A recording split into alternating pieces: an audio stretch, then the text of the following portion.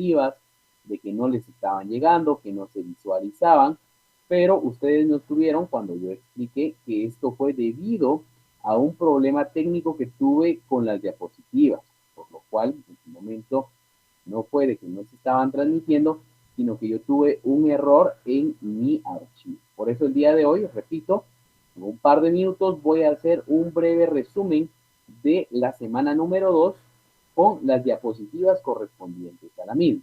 Entonces, a partir de este momento voy a cambiar las diapositivas que tenemos en pantalla.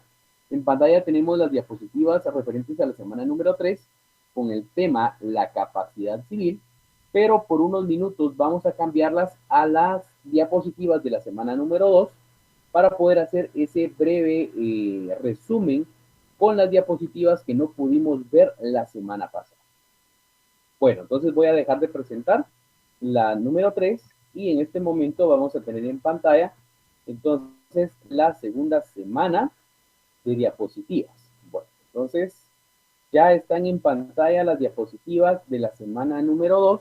Estas fueron las diapositivas que nos hicieron falta la semana pasada, pero que en este momento vamos a utilizar para hacer ese breve resumen y que ustedes lleven esa consecución de temas y que no se pierdan por la semana haber solo yo dado la clase hablando, más no con la ayuda de las diapositivas. Ahorita ya las tenemos en pantalla y pues vamos a comenzar. La semana pasada tratábamos el tema de la persona y de la personalidad. Bueno, recordemos entonces, vamos a ver en cuanto a qué se refería cuando hablábamos nosotros de la persona. Cuando hablábamos nosotros de la persona, la semana pasada indicábamos dos definiciones, una corta y una un poco más completa. Cuando hablábamos de persona, indicábamos de que era todo ser capaz de tener obligaciones y derechos. Eso era la persona. Asimismo, pues una definición un poco más completa de José María López nos indicaba de que es el ente que puede ser sujeto de relaciones, es el que puede poseer derechos, que estos derechos son intereses protegidos, o bien estar cargado por obligaciones resultantes de su propia actuación o de otras circunstancias. Bueno, si vemos ambas definiciones, ambas van a ir siempre bajo el mismo sentido en cuanto a lo que es una persona. Y vamos a decir que ese ser capaz o bien ese sujeto de relaciones que puede obtener derechos y obligaciones. Eso realmente es la persona. Entonces, cuando hablamos de persona, es ese ser capaz, es ese sujeto que puede en su momento obtener derechos y obligaciones. Esto es persona en general. Ahora bien, luego seguimos platicando nosotros acerca de la clasificación de la persona. Y cuando hablábamos de clasificación de persona, lo íbamos a dividir en dos, tanto en persona individual como en persona jurídica. ¿A qué nos referíamos cuando hablábamos nosotros de persona individual? Estas son las denominadas también, estos son otros nombres que se les dan, físicas o individuales, abarcando tanto los hombres como las mujeres y tienen una existencia corpórea, material y visible. Tenemos como ejemplo la imagen de un sujeto que está parado en su momento y que lo podemos ver que es una persona individual. Entonces nos dice que estas también son denominadas físicas. ¿Por qué físicas? Porque las podemos ver, porque las podemos tocar. Es una persona física o individual. Nos dice que en su momento abarca tanto a hombre como a mujer y tienen una existencia corpórea, o sea, tienen un cuerpo en su momento, es un material y es visible. Entonces, yo soy una persona individual, ustedes son una persona individual, todas las personas que podemos ver nosotros en la calle, en la sociedad, estudiando, todas son personas individuales ante lo que es el derecho civil. Perfecto. Entonces, ya tenemos que es una persona individual. Ahora bien, también vamos a tener personas jurídicas. ¿Y qué es una persona jurídica? Nos indica de que también se le denomina, o sea, tiene otros nombres, como abstractas, morales, sociales, ideales, ficticias o personas jurídicas. Nos dice que corresponde a las entidades formadas o creadas por las personas individuales. ¿Qué ejemplo tenemos acá? Tenemos la imagen de un edificio de una empresa de telefonía celular acá en Guatemala, que es Tigo, ¿verdad? Entonces vemos cómo eso es una persona jurídica. Pero ¿será que esa, decimos persona jurídica, pues yo no le veo ahí unos brazos, unas piernas, unos ojos? ¿Por qué? Porque persona jurídica no es lo mismo que persona individual. Persona individual soy yo como persona corpórea, material y visible. Que en su momento una persona individual puede ser un hombre o una mujer, pero en una persona jurídica es distinto. Una persona jurídica se dice que son abstractas, son morales, son sociales, ideales y son ficticias, que solo existen prácticamente en documentos, que solo existen en su momento en bienes inmuebles, como lo es ese edificio. Y estas precisamente son creadas por la mente de las personas individuales. Nuestro Código Civil, en cuanto a hablar nosotros de personas, dentro del artículo 1 al artículo 15, determina todo lo referente a la persona individual. Y el artículo 15 al artículo 31, todo lo referente a la persona jurídica. Cuando hablamos nosotros de persona jurídica, vamos a ver que en ese artículo número 15 nos indica el mismo código de que persona jurídica podemos tener como ejemplo Estado, las municipalidades, las iglesias, las sociedades anónimas, las empresas mercantiles, la Universidad de San Carlos de Guatemala. O sea, si ustedes se dan cuenta, solo son entes que existen en su momento en papel y en su momento en bienes inmuebles. Vemos entonces cómo podemos decir que una persona jurídica es el producto directamente de una persona individual. Que si yo digo el día de mañana, pues yo quiero poner una mi abarrotería, y entonces voy a establecer mi abarrotería poniéndole un nombre, inscribiéndola en el registro mercantil, por lo cual entonces voy a tener ahí una persona jurídica. ¿Por qué? Porque esa misma empresa puede ser sujeta de adquirir derechos y obligaciones, porque en su momento es de esa empresa tiene que pagar los gastos de operación, tiene que pagar en su momento a los proveedores, tiene que pagar a sus trabajadores. ¿Y qué pasa si no paga esto? Pues en su momento va a tener consecuencias, ¿verdad? En su momento, pero ¿quién va a ser el afectado? La persona jurídica. Si es una sociedad anónima y no ha pagado una deuda, pues se van a cobrar de sus activos, pero no se va a afectar así a las personas individuales que la crean. Entonces, persona individual y persona jurídica no es lo mismo. Persona individual somos nosotros, en este momento, que somos o tenemos una existencia corpórea, material o visible. Una persona jurídica es un ente ficticio, es en su momento una creación de nosotros como individuos o como personas individuales que vamos a crear empresas mercantiles, sociedades anónimas, que puede ser el Estado, puede ser una municipalidad, una iglesia, puede ser la misma Universidad Rural de Guatemala. En su momento, todo ellos son personas jurídicas. Bueno, continuemos entonces, repito, estamos haciendo un resumen de la semana pasada, ya ayudándonos de las diapositivas que no pudimos presentar por problemas técnicos que se tuvieron. Bueno, personalidad. ¿Qué es personalidad? Nos dice que la personalidad es la aptitud legal para ser sujeto de derechos y obligaciones o relaciones jurídicas. Esta definición según Guillermo Cabanela, escritor. Tenemos una segunda definición mucho más completa que nos indica que es todo derecho estudiándolo desde el punto de vista subjetivo, es decir, como la facultad reconocida al individuo por la ley para realizar determinados actos en satisfacción de sus propios intereses. Presupone necesariamente un titular, es decir, un ser que sea capaz de poseer ese derecho. Esta definición es del autor Efraín Moto Salazar. Y vemos, entonces, cuando hablamos nosotros de personalidad, va muy de la mano de lo que es persona en general, porque está hablando siempre de derechos y obligaciones. La diferencia ahora al hablar de personalidad es de que nos dice que es esa facultad o esa investidura que nos da el Estado el Estado entonces reconoce en nosotros por o a través de la personalidad el poder ser sujeto de derechos y obligaciones. ¿Será que mi mascota, el Estado, le otorga la personalidad para comprarse su propio concentrado, su propio collar? En su momento, no. ¿Por qué? Porque no es una persona, porque es un animal, porque no es un ente o un ser racional. A diferencia, nosotros en su momento, por el simple hecho de ser personas, el Estado a través de la capacidad nos da esa investidura, nos da ese derecho, nos da esa facultad para poder adquirir derechos y obligaciones. Bueno, pasemos a una diapositiva más, donde recordemos, estamos dentro del resumen de la semana número 2. Pasemos a las teorías para determinar cuándo principia la personalidad. Bueno, entonces para esto hay teorías. Hay teorías que indican cuándo el Estado dice, bueno, él ya puede ser sujeto de derechos y obligaciones. ¿Cuándo comienza precisamente esa persona?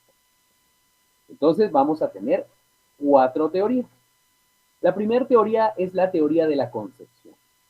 La teoría de la concepción nos indica entonces o nos explica de que el Estado reconoce esa personalidad, o sea, que nos reconoce el ser sujeto de derechos y obligaciones desde el momento en que se da la concepción de la vida, desde el momento en que el esperma fecunda al óvulo.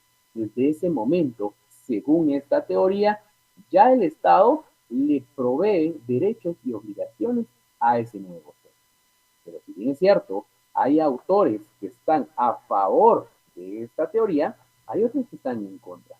Pues indican de que cómo va a ser el Estado que pueda brindar derechos y obligaciones a un ser que se acaba de formar y que no hay una garantía de que en días o meses ese ser pueda morir. Entonces aquí vemos cómo una madre pues, puede tener un aborto a sus 2 o 3 meses y según los autores en contra de esta teoría, no la aceptan por el hecho de que ni siquiera llegó a nacer ese ser. Bueno, entonces tenemos una segunda teoría, la teoría del nacimiento. La teoría del nacimiento nos indica de que el Estado reconoce la facultad de adquirir derechos y obligaciones a ese ser que acaba de nacer, porque ya nació, porque ya pasó sus 9 meses de gestación dentro del vientre de la madre, pues al nacer ya se le pueden reconocer derechos y obligaciones. Estos son los autores que están a favor, pero tenemos autores en contra también. Autores en contra que indican de que si bien es cierto, ese ser está naciendo, ese ser está saliendo del vientre de la madre, puede ser también de que pueda nacer, pero fallecido. Puede hacer de que ese ser salga del vientre, pero ya sin vida. Entonces, vemos cómo incluso estos autores indican de que tampoco debería de dársele esa facultad a ese ser, porque puede ser que nazca sin vida o muchas veces en su momento puede ser de que ese niño nazca sin una parte esencial de su organismo, por lo cual tiende o en su momento va a fallecer automáticamente al nacer. Tenemos otra teoría, la teoría ecléctica. Y la teoría ecléctica pues nos indica de que reúne las dos anteriores. Indica la teoría ecléctica que el Estado reconoce la capacidad de adquirir derechos y obligaciones al ser desde su concepción hasta el momento de su nacimiento. Vemos entonces también cómo en su momento esa otra teoría pues apoya tanto la concepción como el nacimiento. Y una última que tenemos en cuanto a la teoría de la viabilidad o biológica. Y nos indica esta teoría de la viabilidad o biológica que el Estado reconoce a ese ser la aptitud de adquirir derechos y obligaciones desde el momento en que nace, pero en condiciones de viabilidad. ¿Qué significa eso? De que aparte de que está naciendo, ese niño va a tener la fuerza, la capacidad para poder sobrevivir por sí mismo. Entonces ese niño va a poder respirar, va a poder comer, en su momento, y poco a poco va a poder ir desarrollándose y creciendo, y entonces es allí donde el Estado, a través de esta teoría, sí le reconoce derechos civiles. Ahora bien, Guatemala, ¿qué teoría adopta en cuanto a cuándo inicia o principia la personalidad? Guatemala, a través de su Código Civil, en el artículo 1, nos indica específicamente de que la capacidad comienza desde, o la reconoce desde la concepción, el nacimiento, toda vez que nazca ese niño en condiciones de viabilidad. Por lo cual, Guatemala entonces adopta la teoría de la viabilidad. Perfecto. Ya tenemos entonces esto, pasamos a una diapositiva más. Hablamos entonces la semana pasada en cuanto a la cognoscencia y la comorencia. Entonces, cuando hablamos de la cognoscencia y la comorencia, estamos hablando también siempre de esa facultad de adquirir derechos y obligaciones, pero en un caso va a ser cuando nace, en otro caso, cuando se fallece. En el caso de la cognoscencia, vamos a hablar de partos múltiples. Se dice que de dos o más hermanos nacidos que nacen de un mismo padre. Esto lo vamos a ver regulado en el artículo 2 de nuestro Código Civil. Entonces, ¿qué pasa en su momento si hay una madre que va a tener gemelos, mellizos, etcétera? ¿Y qué pasa según el derecho civil en cuanto a que nazcan esos niños de un mismo parto? Será que el primero, por nacer 1 minuto 30 segundos antes, va a tener más derecho que el que va a nacer de segundo. Según la ley nos indica de que el derecho civil reconoce a ambos niños con los mismos derechos, no importando que uno nazca antes que el otro. Van a tener los mismos derechos. Ahora bien, esto no siempre fue de la misma forma en la historia. Anteriormente, pues en la historia del derecho civil hubo un momento en el cual pues se reconocía el mayorazgo o en su momento los hijos primogénitos. ¿Qué significaba entonces? De que el primer hijo que nacía era el que tenía derecho a todo, lo de los padres, y los demás en su momento no tenían ese derecho. ¿Qué pasaba si nacían dos del mismo parto? El primero que nacía tenía todos los derechos y el segundo no los. A eso se refería el mayorazgo. Incluso en algunas civilizaciones de Asia, incluso pues se permitía solo tener un solo hijo. ¿Y qué pasaba si nacían dos de ese mismo padre? El segundo, en su momento, pues se le quitaba la vida. Entonces, eso era en la antigüedad. Pero ahora, a través de la cognoscencia, se nos indica de que tienen los mismos derechos. Toda vez nazcan de un mismo padre. Bueno, vamos a hablar de la comorencia. Y la comorencia se dice que son muertes simultáneas. ¿Qué pasa entonces? Nos dice acá de que es la presunción de que todas las muertes, en caso de siniestro, y no se pueda determinar quién murió primero, se presume que fallecieron todas al mismo tiempo. Esto lo vamos a encontrar regulado en el artículo 3 de nuestro Código Civil, y esto pues va a suceder en cuanto a precisamente el fondo de la transmisión de derechos hereditarios. Entonces, ¿qué pasa? En su momento un avión se desploma y todos sus pasajeros fallecen. Viene un automóvil con una familia y tiene un accidente y lamentablemente todos fallecen. Ante la ley, ante el derecho civil, se dice entonces de que si no podemos comprobar quién murió antes, vamos a determinar de que todos fallecieron al mismo tiempo.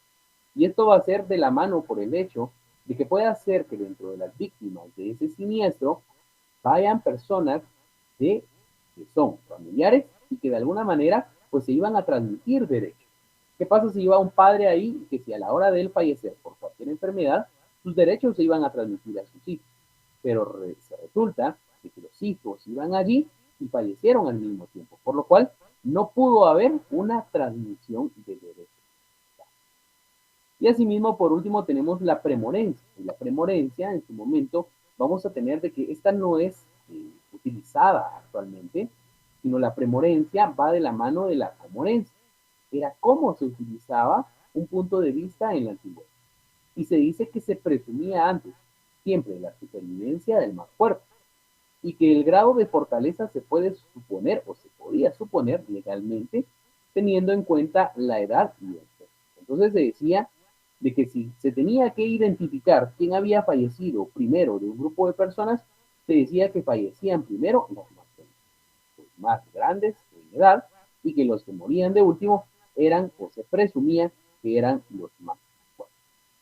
Bueno, entonces, con eso pues ya nosotros abarcamos los temas de la semana pasada, estos que no pudimos visualizar en las diapositivas, y por lo cual pues hoy estamos abordando, como les digo, para que ustedes tengan la oportunidad de ver estas diapositivas que no pudieron ver y de nuevo la explicación para que nos quede claro y que no nos perdamos en estos temas.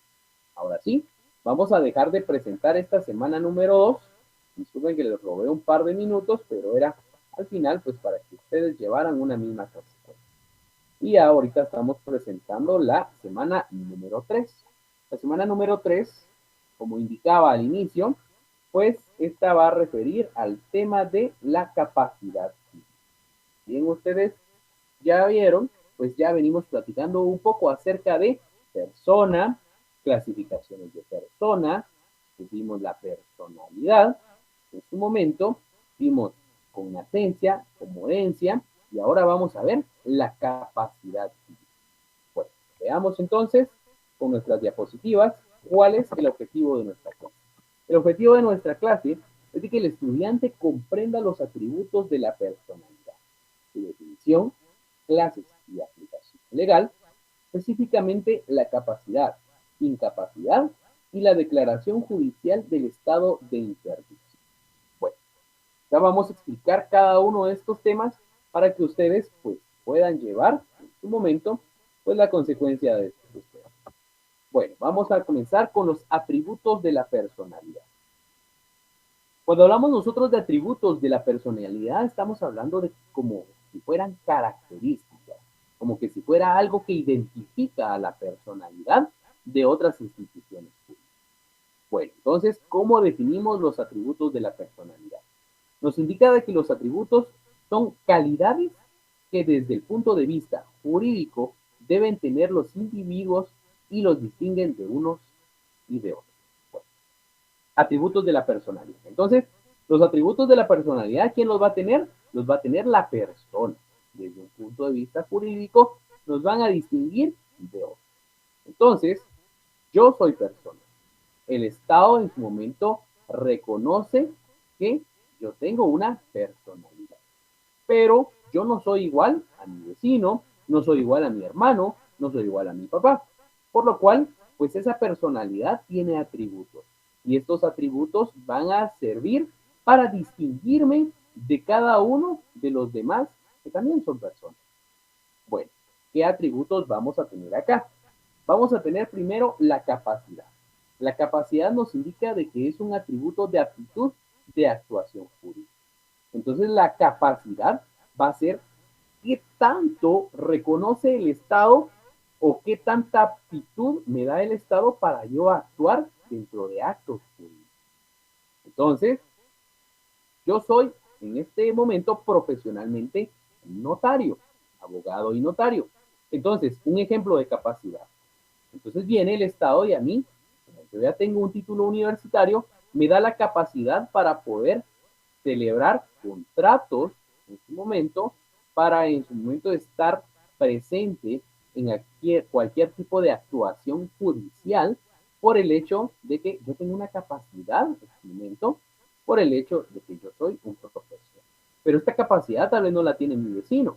Mi vecino de repente es un ingeniero, de repente es un arquitecto, entonces va a tener una capacidad distinta. Pasa, yo soy mayor de edad, tengo más de 18 años. Entonces yo tengo capacidad también para hacer ciertos actos por ser mayor de edad. Pero tal vez mi vecino tiene 12 años y no va a tener la misma capacidad. ¿Por qué? Porque él va a ser un menor de edad. No va a tener la capacidad para, en su momento, comprar y bajo un contrato, en su momento, tener un teléfono celular. Tal vez lo va a tener que hacer por medio de un representante, lo cual vamos a verlo más adelante. Bueno, capacidad ya sabemos, ¿verdad? Capacidad es el atributo o actitud de actuación jurídica. Es como yo voy a poder actuar jurídicamente. No todos, entonces, vamos a tener una misma capacidad. Segundo, el estado civil como atributo de calificación. siempre le preguntan a uno estado civil. Entonces uno responde casado o soltero, ¿verdad? Pero el estado civil va más allá en su momento de solo el decir casado o soltero. Muchas veces en su momento el estado civil también tiene que ver mucho con la nacionalidad. En su momento, pues yo soy guatemalteco, en su momento, pues independientemente casado o soltero, y puede tener otras características que van con el estado civil, pero no precisamente único con ser casado o soltero. Entonces, eso también me va a identificar de otras personas. De repente, pues yo soy soltero y pues mi vecino es casado, ¿verdad? Entonces, ya hay una diferencia en el estado civil. De repente yo soy guatemalteco y él es mexicano, hay una diferencia en el estado civil. Vemos cómo entonces el atributo de la personalidad nos está, en su momento, distinguiendo de otras personas. El nombre, vamos número 3, el nombre, como el atributo de individualización que permita distinguirlo. En el caso, mi nombre es Mario Vivar Velázquez. Se dice según la ley que el nombre está formado por el nombre de pila, o sea, o los nombres y los apellidos de los padres, tanto casados, no casados, o los apellidos que le puedan dar, o el nombre que le pueda dar la institución que en su momento, pues, lo reconoce. En ese caso de un orfanato, ¿verdad? Bueno, entonces el nombre me va a identificar. Yo soy Mario Vivar Velázquez. Puede ser que el de aquí a la parte se llame Juanito López, que el de allá se llame Francisco González. Y entonces hay una diferencia, ¿verdad? Otro atributo, el domicilio, como atributo de radicación que permita situar. Bueno, mi domicilio es en su momento tal y tal y tal. Pues el domicilio del vecino pues ya cambia. ¿Por qué? Porque incluso tiene otro número de casa. De repente de un mi familiar que vive en otro departamento tiene otro domicilio. Entonces vemos cómo también el atributo en cuanto al domicilio me va a diferenciar de otras personas.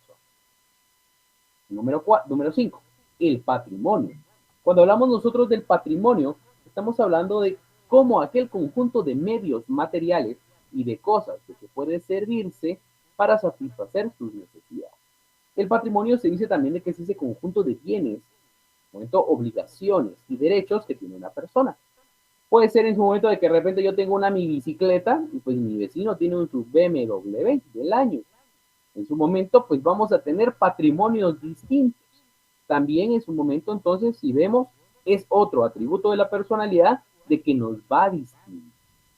Entonces, repito, ¿qué son los atributos de la personalidad?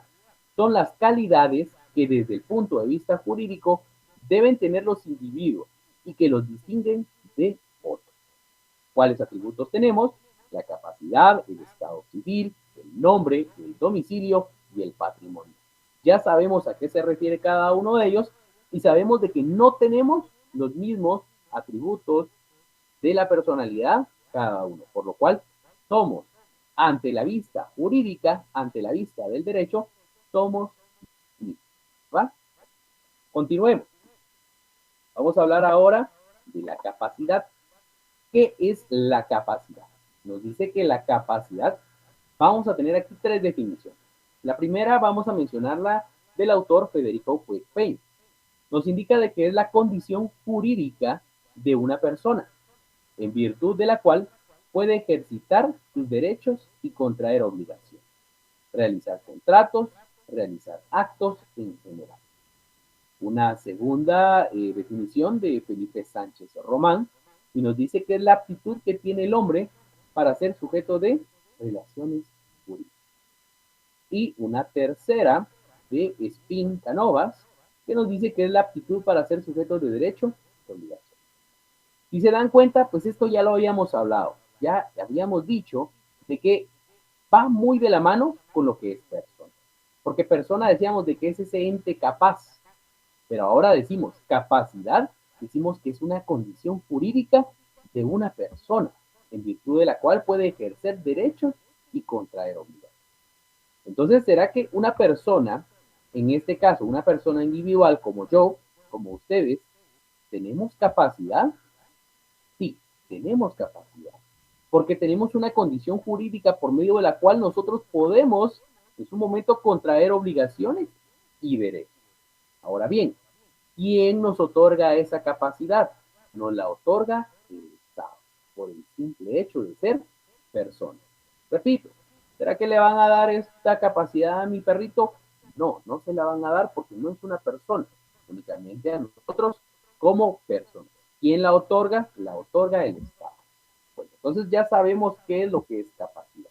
Sabemos entonces de qué es esa aptitud de ser sujeto de derechos y obligaciones. Pasemos a una diapositiva más. Vamos a ver ahora la clasificación de la capacidad.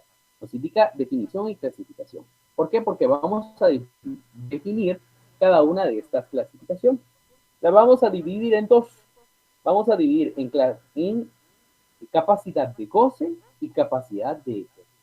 Bueno, de estas capacidades jóvenes, ustedes las van a tener reguladas dentro de su Código Civil. Los primeros artículos, del 1 al 15, van a tener todo lo respecto a capacidad. Ahí pueden ahondar ustedes un poco más en cuanto a definiciones legales y ciertas características de la capacidad, de lo que estamos hablando en este momento. Bueno, capacidad de goce. Nos dice que es la aptitud para ser sujeto de derechos y deberes, pero referida a la mera tenencia y goce de los derechos, siendo la base para ostentar aquellos, y es una definición de José Castán Tobén.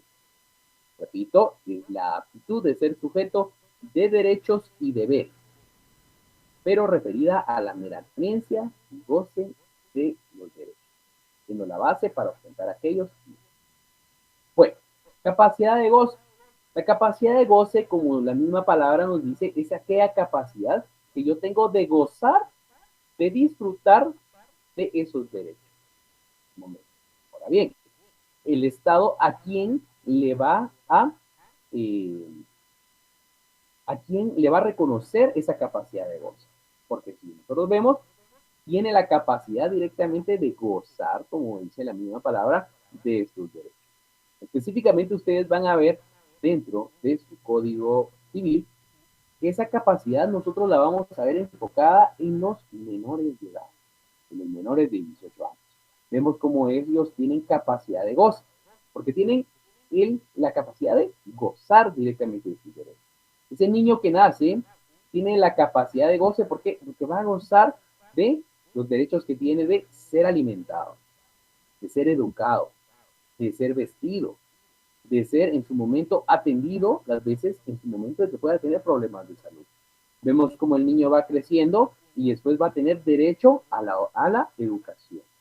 Derecho en su momento a poder tener en sí de los padres el garantizarle todos estos derechos. Esta es una capacidad de goce. Simplemente va a gozar en su momento, pero difícilmente va a adquirir obligaciones. ¿Por qué? Por el hecho de ser menor de edad. Entonces, será que yo tengo capacidad de goce, será que ustedes tienen capacidad de goce. Vamos a ver de que nosotros la tuvimos en cierta edad de nuestra vida. Pero ahora nosotros tenemos otro tipo de capacidad. ¿Y cuál es? Es la capacidad de ejercicio. ¿A qué se refiere la capacidad de ejercicio?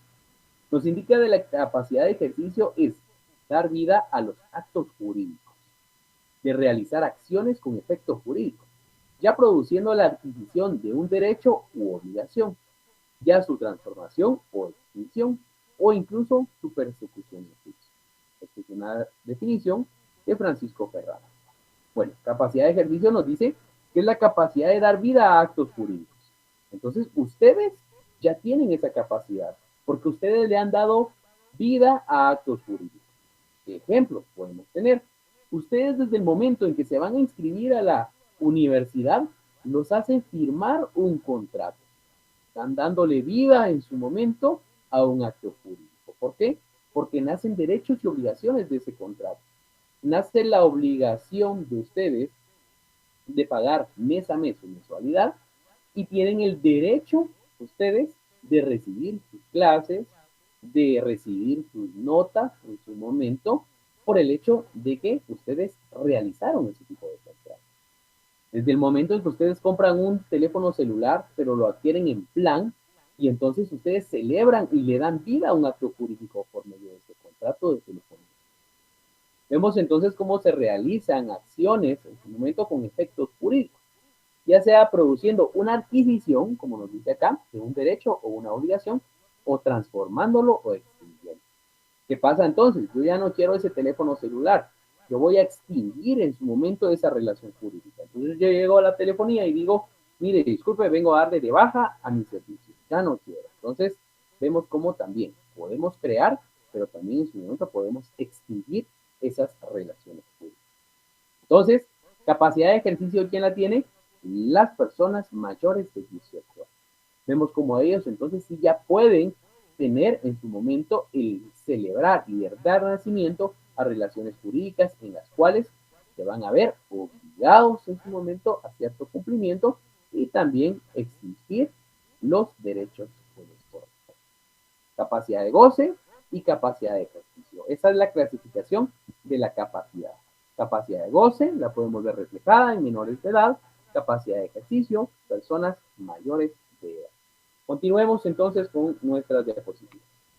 Vamos ahora con características de la capacidad. Vamos a ver qué características tiene la capacidad de goce. Primero vamos a tener que es común e independiente para todos. Todos en su momento las vamos a tener o las hemos tenido. Que son derechos inherentes, o sea, son derechos inherentes, derechos que ya nacen con nosotros. Es inseparable, pues no podemos separarnos nosotros en su momento, o no se pueden separar esta capacidad de goce.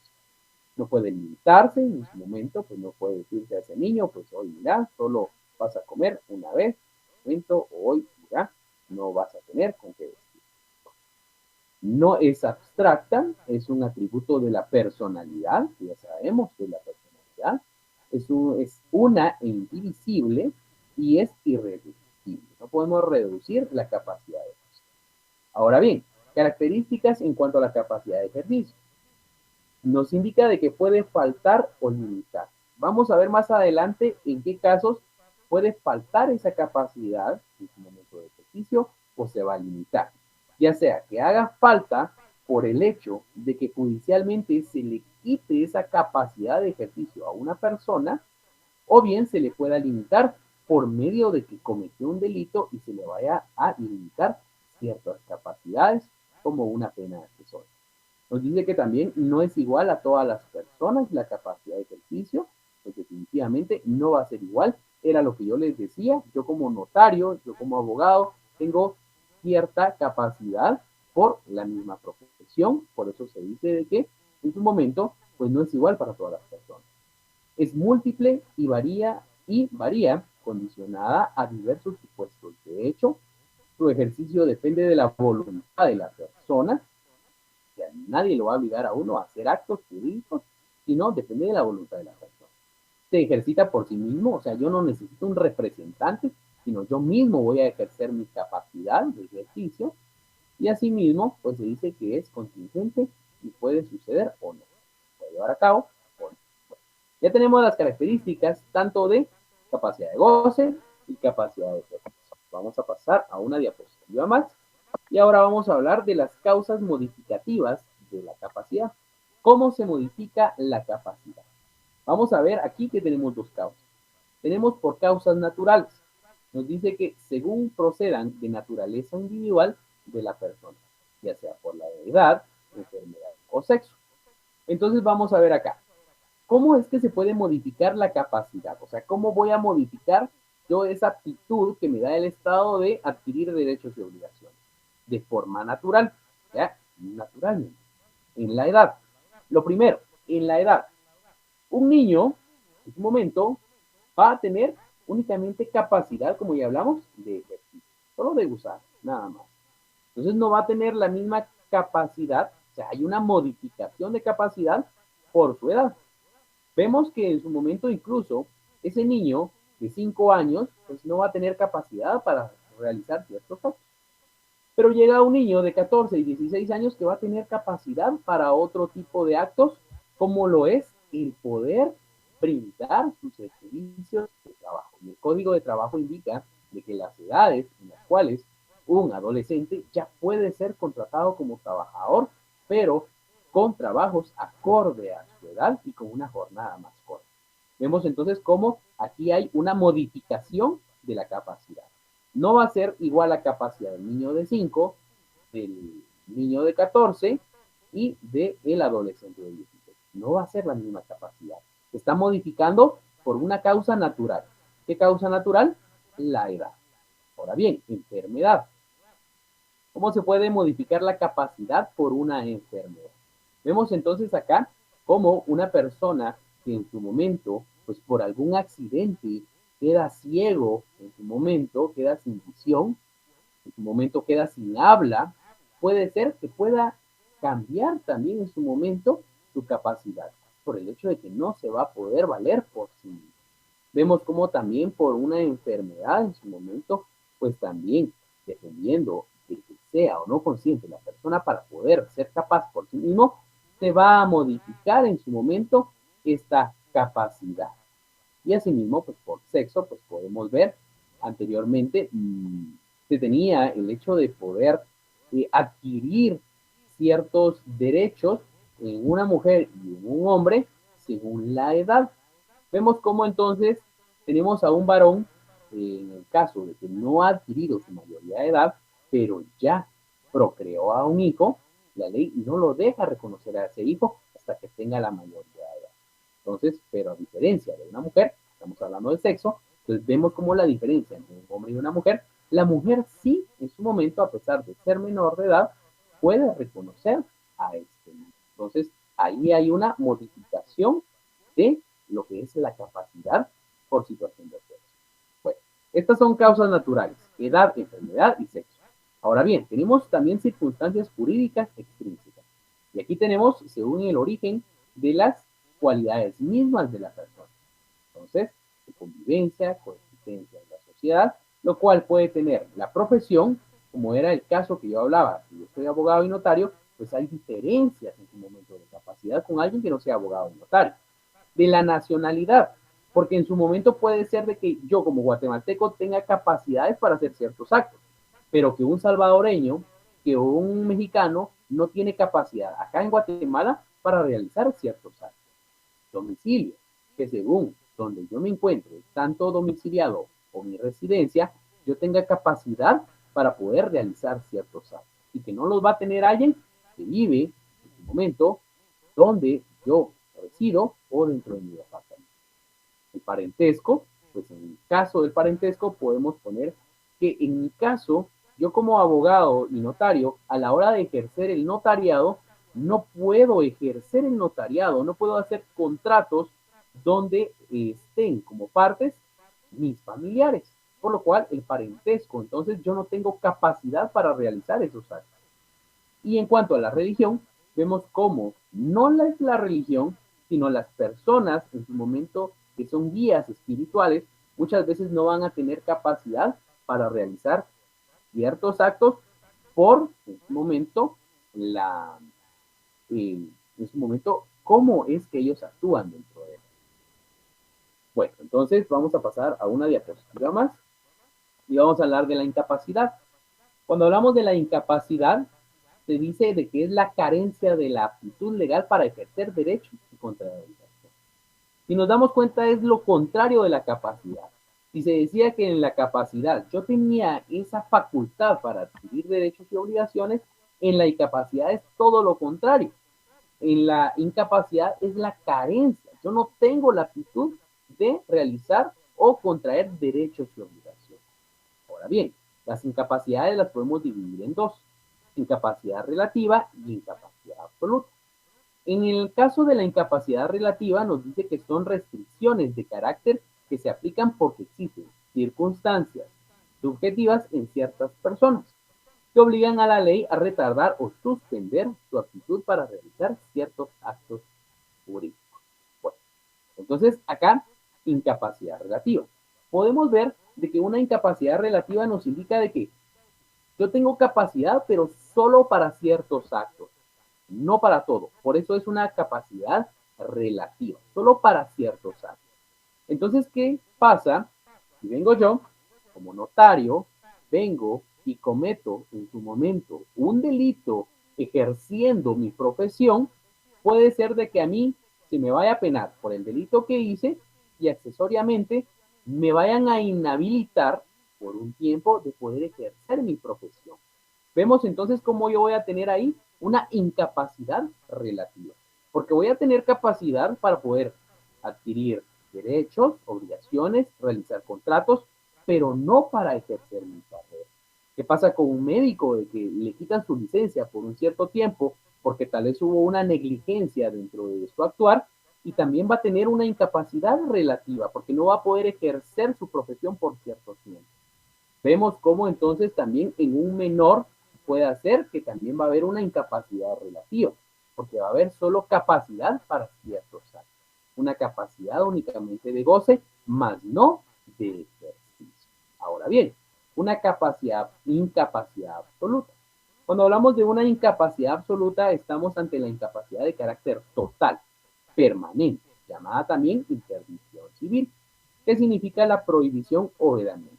Una incapacidad absoluta, entonces estamos ante aquella de que la persona no es capaz por sí misma, no puede realizar actos jurídicos, no puede ser un sujeto de derechos y obligaciones, es incapaz totalmente. ¿Pero por qué? Entonces vamos a ver que también esta es llamada una interdicción civil. Pasa con aquellas personas en su momento de que no tienen capacidades volitivas y mentales para ser en su momento una persona como cualquier otro. Vemos como aquellas personas que padecen de ciertas enfermedades mentales, entonces a ellos judicialmente hay que declararlos en estado de interdicción. ¿Qué significa eso? De que ellos no tienen capacidad para valerse por sí mismos, a pesar de que sean mayores de edad. Ellos no pueden en su momento ser capaces, por lo cual tiene que haber siempre un responsable de ellos, un representante de ellos. Bueno, pasemos a otra diapositiva. Ya estamos ante la última diapositiva. Disculpen que me pasé un par de minutos. Y aquí tenemos la declaración judicial del estado de interdicción, que es lo que acabamos de hablar hace un momento. ¿Qué es la interdicción? Es la declaratoria judicial que limita a un mayor de edad su capacidad para realizar actos de la vida civil por sí mismo. Entonces, ¿qué pasa? Yo tengo un hermano, yo tengo un hijo de que nació con una enfermedad mental, pero ya es mayor de edad. Y ya, en teoría, si fuera una persona normal, ya podría adquirir derechos y obligaciones. Pero lamentablemente, su mente no le da para poder tener la capacidad de saber qué es lo que pasa en su alrededor. Entonces, para que esta persona llegue a tener en su momento, pues esa limitación, hay que acudir ante un juez y solicitar que se le declare interdicto, que no tiene la capacidad mental para valerse por sí mismo. ¿Y quién va a actuar por él? Su representante legal. En este caso, su padre, o si ya no está su papá, algún hermano. Ahora bien, también vamos a ver esto en aquellas personas que también son alcohólicos consuetudinarios o drogadictos, en los cuales pues ya tienen una enfermedad muy avanzada y que ponen en peligro la vida de ellos y la vida de sus familiares, por lo cual también se puede solicitar que se les declare en estado de interdicción, o sea que ya no tengan capacidad para poder adquirir derechos y obligaciones. Nos dice que el estado de una persona a la que judicialmente se le ha declarado incapaz y se le priva de ejercer ciertos derechos, bien por razón de delito o por otra causa prevista en la ley. Entonces ya hablamos tanto por un delito o en su momento por alguna razón. ¿Y quién es el representante legal? Se dice que es la persona que asume temporalmente la capacidad general de otra y tiene la potestad para defender los derechos de esta en juicio y fuera de. Entonces, no podemos dejar a una persona sin derechos y obligaciones porque siempre tiene que haber un representante legal, alguien que sea responsable de eso. Bueno, entonces jóvenes, con eso estamos terminando el tema del día de hoy. Vamos a pasar ahora a las preguntas que ustedes van a responder para hacer esa autoevaluación si comprendieron o no un poco del tema. Pregunta número 1, ¿qué es la capacidad? Pregunta número 2, ¿quiénes tienen capacidad de ejercicio? Pregunta número 3, indique 3 características de la capacidad de ejercicio. Pregunta número 4, ¿qué es la incapacidad? Pregunta número 5, indique 3 casos de incapacidad relativa.